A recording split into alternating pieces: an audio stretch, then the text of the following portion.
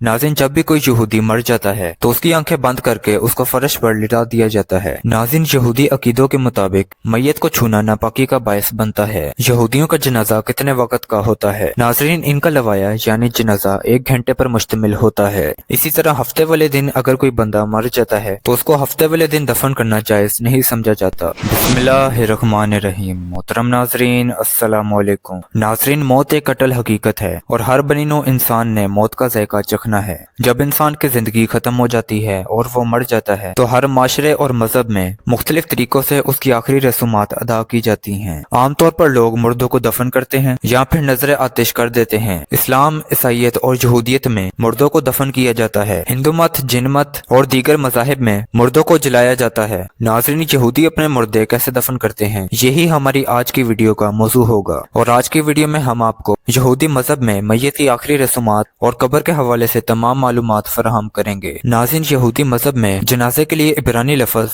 लिवाया इस्तेमाल किया जाता है, जिसका मतलब है मैयत को उसकी कब्र तक एहतराम से लेकर जाना। लिवाया इबादतगाह, जनाजागाह, कब्रिस्तान में होता है। मरने के बाद बहुत ही जल्दी यहूदी रब्बी से राब्ता किया जाता है ताकि इंतजामात शुरू हो सके। यहूदी मजहब में भी मैयत की फौरी तदफीन लाजमी होती है। यह ख्याल किया जाता है कि यह मरहूम की ताजीम का अहम तरीन तरीका है। नाज़रीन, जब भी कोई यहूदी मर जाता है तो उसकी आंखें बंद करके उसको फर्श पर लिटा दिया जाता है। एहतरामन मैयत को किसी भी सूरत अकेला नहीं छोड़ा जाता। मैयत के करीब खाना पीना और दूसरे काम करना ममनू समझा जाता है, इस अकीदे से क्योंकि मरने वाला अब उन अफाल को अंजाम नहीं दे सकता, लिहाजा उसकी रूह को तकलीफ होगी। मैयत के करीब रहने वाले को शोमीरम कहा जाता है, जो इब्रानी जुबान का लफ्ज है। ज्यादातर यहूदियों में रजाकारों की एक मखसूस जमात होती है जिससे शिवरा कादिशा यानी मुकद्दस लोग कहा जाता है, जिनके जिम्मे तदफीन की रसूमात अदा करना होता है। मैयत को गुस्ल देना, कफन देना और यहूदी रसूमात के मुताबिक दफन करना इन लोगों के जिम्मे होता है और इन अफराद को इंतहाई कदरों एहतराम की निगाह से देखा जाता है क्योंकि इनको बदले में कुछ भी नहीं दिया जाता, यानी वो रजाकाराना तौर पर ये काम करते हैं। नाज़रीन, यहूदी अकीदों के मुताबिक मैयत को छूना नापाकी का बायस बनता है, लिहाजा कोहन को मैयत वाले कमरे में दाखिल होने की इजाजत नहीं होती।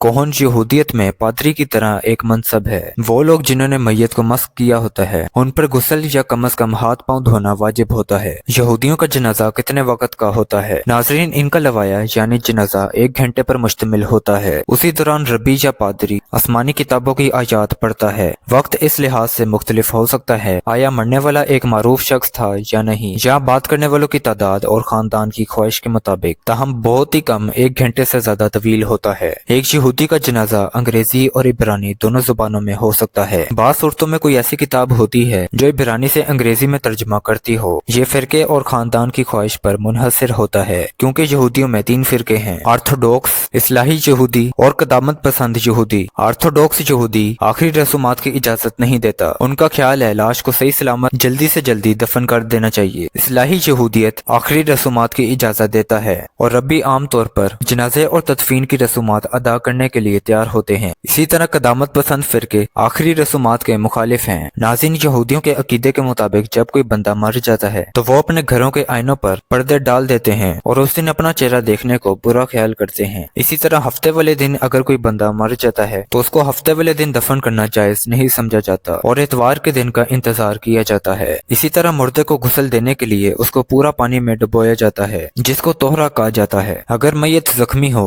और जिस्म कटा हो और जिस्म पर खून हो तो उसको पानी में नहीं डुबोया जाता और उनका अकीदा है कि इंसान का खून भी उतना ही अहम है जिस तरह उसकी जान और खून को उसकी लाश के साथ दफन करना जरूरी होता है। नाज़रीन, कुछ यहूदी फिरकों में उनके करीबी रिश्तेदार अलामत के तौर पर अपने कपड़े फाड़ देते हैं ताकि दूर दराज से आने वाले लोग मैयत के करीबी रिश्तेदारों को पहचान सकें। जब मैयत को कब्र की तरफ लेकर जाते हैं तो रास्ते में 7 मरतबा रोककर थोड़ी देर के लिए इंतजार किया जाता है और फिर चलते हैं। ये मैयत को दफन करने में हिचकिचाहट की अलामत होती है। अगर करीबी रिश्तेदारों ने कपड़े ना फाड़े हों तो कब्र पर पहुंचकर रबी उनके कपड़े फाड़ कर अलामत के तौर पर जाहिर करता है कि ये मरने वाले के करीबी रिश्तेदार हैं। बाज यहूदी मैयत को खड़ा करके दफन करते हैं और बाज लेटा कर दफन करते हैं। सब मिलकर बारी बारी बेलचे से मिट्टी डालते हैं और साथ मौजूद रब्बी तौरात या ज़बूर की आयात पढ़ता है। नाज़रीन, यहूदी मजहब में तदफीन का अमल बहुत जल्दी अंजाम दिया जाता है। मैयत को हनूद करना और जलाना ममनू है, अलबत्ता अगर मैयत ने अपने अज़ा अतिया किए हों तो उसके मशरूत शरई इजाजत ली जा सकती है। अगर ये साबित हो कि ऐसा करने से कोई जिंदगी बचाई जा सकती है, क्योंकि जिस्म को उसके मुकम्मल अज़ा समेत दफन करना लाजिम होता है। दफनाने के बाद कफन या फिर ताबूत को खोलने की इजाजत नहीं होती, ताकि मरहूम के दुश्मन उसको बेबसी और नाचारगी की हालत में ना देख पाए। मैयत के ऊपर एक शाल, जिसको इब्रानी जुबान में तालीत कहा जाता है, डाल दी जाती है। नाज़रीन, इसराइल में ताबूत इस्तेमाल करने का रवाज नहीं। अगर किसी वजह से इस्तेमाल किया जाए तो उसमें सुराख रखे जाते हैं ताकि जमीन की मिट्टी से उसका ताल्लुक बरकरार रहे।